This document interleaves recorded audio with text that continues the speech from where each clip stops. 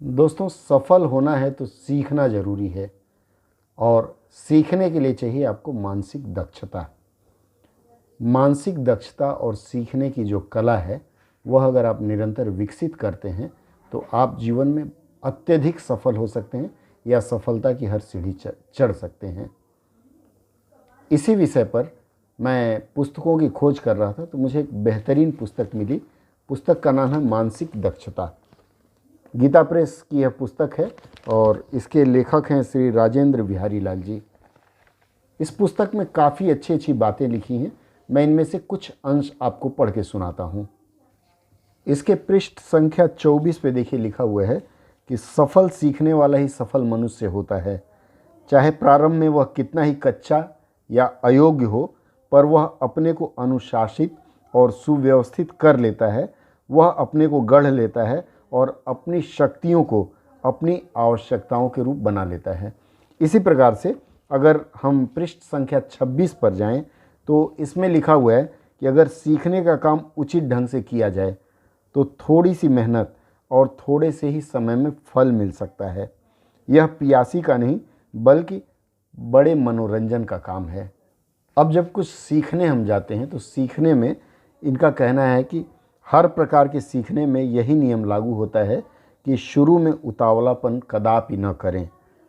गलतियां अनिवार्य है, हम अपनी गलती से हताश होने लगते हैं, लेकिन यह पुस्तक कहती है कि गलतियां अनिवार्य हैं पर उनसे किसी को हतोत्साहित न होना चाहिए, क्योंकि उनकी प्रयोगात्मक प्रकृति को समझ लेने से उनका यथार्थ मूल्य स्पष्ट हो जाता है। और फिर इसमें आगे लिखा है कि दूसरी सलाह यह है कि अपने प्रयत्न की विधियों को बदलते रहिए।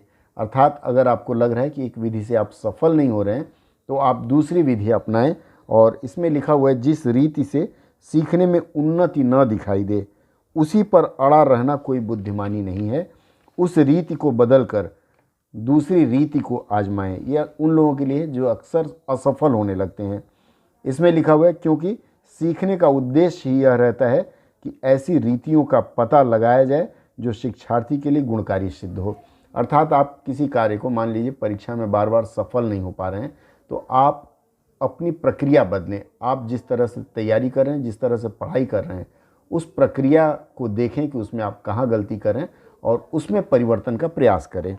इसी तरह से इसके अन्य पन्नों पर अगर हम जाएं, अब जैसे इसमें लिखा हुआ है कि हमें धीरे धीरे इस बात का पता लगा लेना चाहिए कि कौन सी बात या बातें हैं जिनकी वजह से हम भूल जाते हैं या शब्द गलत लिखते हैं या लोगों के सामने खड़े होकर व्याख्यान नहीं दे पाते। हमें अपने लक्ष्य को उत्तरोत्तर अधिक निश्चित और सीमित करते रहना चाहिए, यहाँ तक कि हम कह सकें कि बस अगर हम दोष को दूर कर लें तो वांछित हुनर हमारे काबू में आ जाए। सीखने की इच्छा शक्ति को सुव्यवस्थित करने का यही मतलब है कि अपने हर प्रयत्न के परिणाम पर विचार कर और अपनी कठिनाइयों का पता लगाकर उनको धीरे धीरे दूर किया जाए। इस प्रकार से इस पुस्तक में अगर आप देखेंगे तो कुल 250 पेज हैं, टोटल 250 पृष्ठ हैं। और ये पुस्तक का नाम ही लिखा है मानसिक प्रवीणता प्राप्त करने के लिए मनोवैज्ञानिक उपाय। बहुत ही सस्ती पुस्तक है, लेकिन अगर आप इस पुस्तक की बातों को अपने आप में उतार लेंगे तो जीवन में सफल होने से आपको कोई नहीं रोक सकता। कुल 13 अध्याय हैं इसमें और मैं कहूँगा आपसे, यदि आप पढ़ने के इच्छुक हों और जीवन में विकास करना चाहें तो यह पुस्तक गीता प्रेस से मंगा लें।